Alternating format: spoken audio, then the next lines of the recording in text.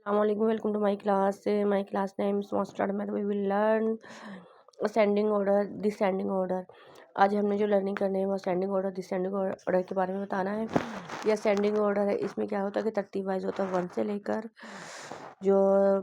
लेकर एंड तक जो जितनी भी काउंटिंग है वो लिखनी होती है। अब फॉर एग्जांपल हमने 1 से लेकर 10 तक लिखनी है असेंडिंग ऑर्डर में। असेंडिंग ऑर्डर का मीन्स मतलब होता है कि मीन्स ये तरतीब वाइज लिखना। अब हम ये बेतरतीब जो है काउंटिंग लिखी हुई है आगे पीछे, अब हमने तरतीब देना है।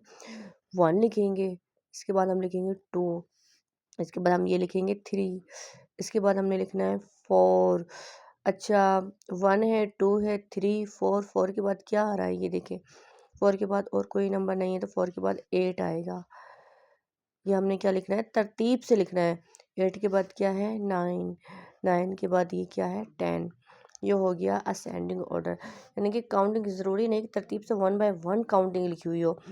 इस तरह से नहीं होता है। इस तरह से काउंटिंग लिखी हुई हो उसको हमने बस तरतीब देनी होती है कि 1 से लेकर सबसे पहले असेंडिंग का मतलब होता है कि सबसे पहले छोटा नंबर लिखना, फिर उससे बड़ा, फिर उससे बड़ा, फिर उससे बड़ा, फिर उससे बड़ा, तो आगे तक जाना जहाँ तक भी काउंटिंग लिखी हुई होती है। असेंडिंग एक फॉरवर्ड काउंटिंग को भी कहते हैं, और डिसेंडिंग का मतलब होता है कि सबसे बड़ा नंबर लिखना, फिर उससे छोटा, फिर उससे छोटा, फिर उससे छोटा, यानी कि बैकवर्ड काउंटिंग लिखना।